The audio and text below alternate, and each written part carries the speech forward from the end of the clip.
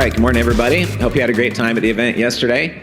If you don't have the Circle app, please download it. You can just go to the App Store and download it and use the email address you have on file with our club. And you should be able to log in, reset your password, and log in with that app. So please get that if you haven't already. You can access AI tools, the event agenda, the speakers.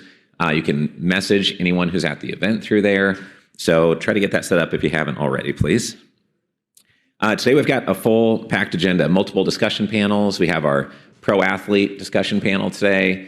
Family offices are going to be on stage, private investors. We have two different centimillionaire, decamillionaire fireside chats going on today. So I think it's going to be fast-paced, just like yesterday.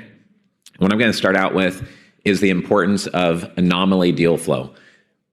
Yesterday I emphasized that sometimes people, when they're new to the investor club, think promising high returns is what's going to raise them maximum money, when it's really trust, clear message, a unique offering. This is related to that. The more sophisticated the investor, the more deal flow they have.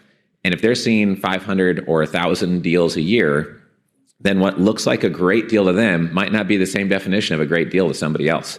And what I keep finding is that people come and tell me, oh, well, I've got all the deal flow in the world. What I need is more investors. If I had enough investors, I'd do like $1 billion a month. It's like, well, anyone who can go to LoopNet has more deal flow than they have investors, right? It really doesn't mean that much. If your deal is amazing, there are certain things that happen. And so you need to think about deal flow a little bit differently than most people do. We talked about adventure travel. This is in Havasupai yesterday. It's just a fun hobby I like to do. And if you ever have a chance to go to Havasupai Falls, that's what it looks like. It's pretty drastic contrast of colors. It's awesome. This is in the Narrows. You can't even see my brother at the bottom of that picture. The canyon is so narrow and so deep, but we hiked overnight. I think it was 16 miles along the Narrows in Utah, which is awesome, in Zion National Park. So definitely recommend you check that out. All right, so when we work with family offices, we're often telling them the most powerful thing is to be able to source deals first, exclusively, and at a better valuation. And the way you do that, I find, is not handing your money over to a traditional wealth advisor who's going to manage it in a traditional way. Typically, the families that do best manage their money in this way. They have 1 to 2 or 3 wealth advisors to manage public market exposure. They then have diversified private equity and real estate cash flowing businesses. That's the blue circle. And then the third area is where they're going to play offense. If you made your money in auto dealerships, you might play offense in auto dealerships, but maybe you also think stem cells or robotics or something else is the future, and you want to start an operating business in that area. The red circle is where you have a laser focus, and you could take 5% of your net worth and turn it into another 10 or 50 or $100 million. And so different people usually need to be helping you manage these different parts of your portfolio. And it's related to this idea of anomaly deal flow. You also need to know, what is your unique proposition? People who have something of value and could raise capital anytime they wanted to have choices of who they raise capital from. You want to be where somebody else wants to be when they grow up. Have you taken a company public? Have you built up 12 locations and sold it? Have you had an exit? Have you done a deal with a sovereign wealth fund or a private equity group? Have you gone full circle? That makes it so that you can be a mentor, and you can be a think tank for someone, not just a checkbook. There's many people who can write a check. There's less people that can open doors, get distribution, help you negotiate a deal, make introductions. So you become way more valuable, and you get to see deals first exclusively and at better valuations if you have a unique proposition. Yesterday I quoted Jim Collins. Here's a quote by Rockefeller: "Don't be afraid to give up the good to go for the great." If you are focused on good deals, you now think to yourself, okay, I've got the deal, let's go raise capital for it. At some point you have to do that if you're in the private equity business. But just make sure that you're being picky enough.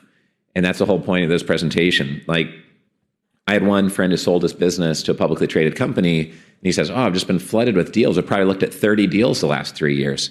But there's some family offices in this room that might look at 30 deals like a month or a week, right? And so a lot of deal flow to one person might not be a lot to another. And if you're only seeing 100 deals a year, then what is an anomaly deal to you? Are you seeing a top 1% deal? Are you able to recognize it, right? And so what you really want to be focusing on is things that are 3-4 standard deviations away from average, nowhere close to an average deal. You want to have certain attributes to it. Everyone thinks they have the cutest baby, right? Whatever deal you have, Like you think it's amazing. You have to have full confidence in what you're doing, right? But you really need to have it dialed in. Like, why does this make sense in terms of deal structure, in terms of geography, in terms of the track record of the team, in terms of how you're going to force appreciation and grow the value? What are all the criteria you look for in a deal, and why does this fit all of those criteria? So here are some signs you have a 1 out of 500 or 1 out of 1,000 deal. People refer other people to it before they've even invested their money because it's so amazing what you've built or found. They say, wow, I know a few people that would love to see a deal like that. They literally say, oh, I've never seen that before. And there's just an initial reaction. They say, wow, how does that work? Or they say, wow, we wish everyone offered that structure or an investment like this. I have one of the Investor Club members who spoke on stage yesterday. I shared what they did with a $150 million net worth single family office on a call last week. I said, oh, by the way, this group is going to be presenting. And they said, oh, that's interesting. Actually, that's really interesting. I want to meet with them. And that's what you want the reaction to be. It's like, whoa, that's like, the more I think about that, the more we need to meet with them right now, right? You want that to be the response. Sometimes the deal is so unique, they even question, is that really possible? And that's why it's important to meet in person.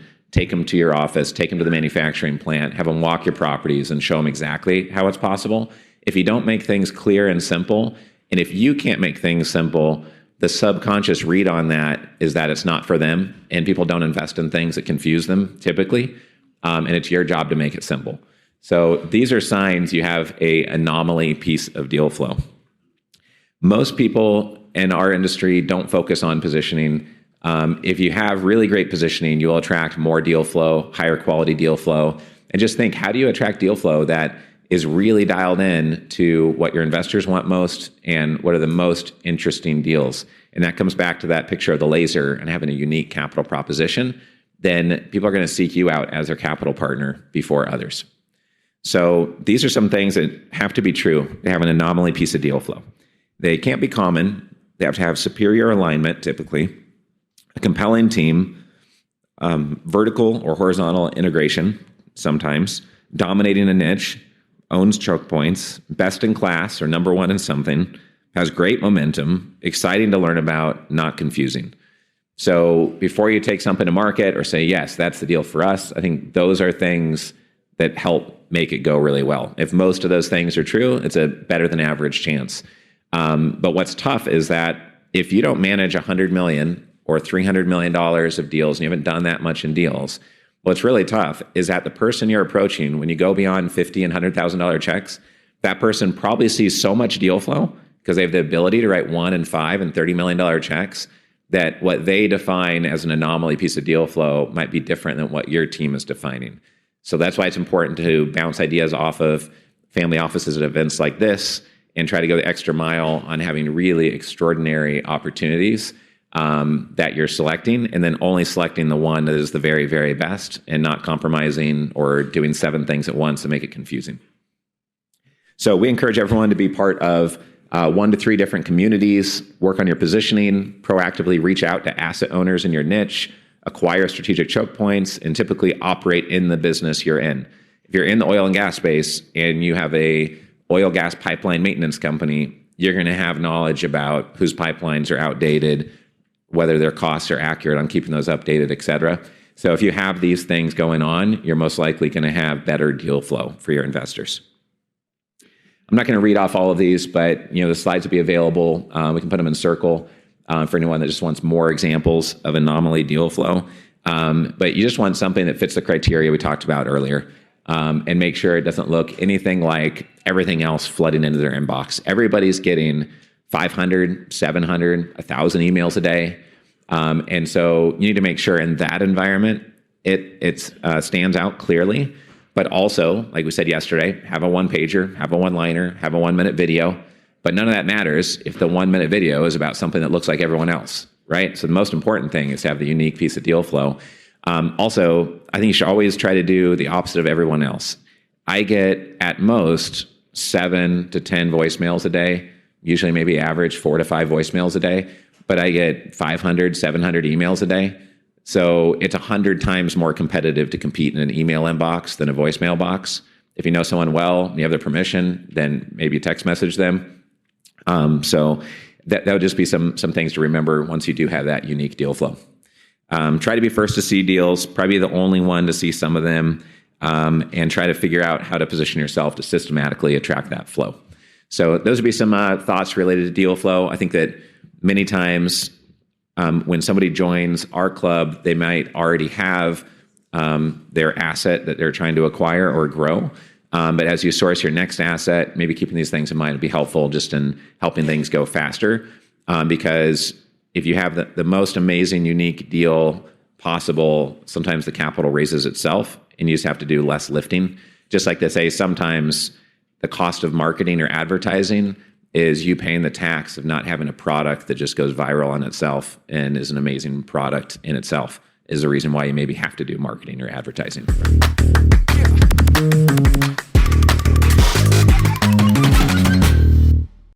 If you are a founder, raising capital, developing real estate, or you're an investor, would love for you to get involved in the Family Office Club.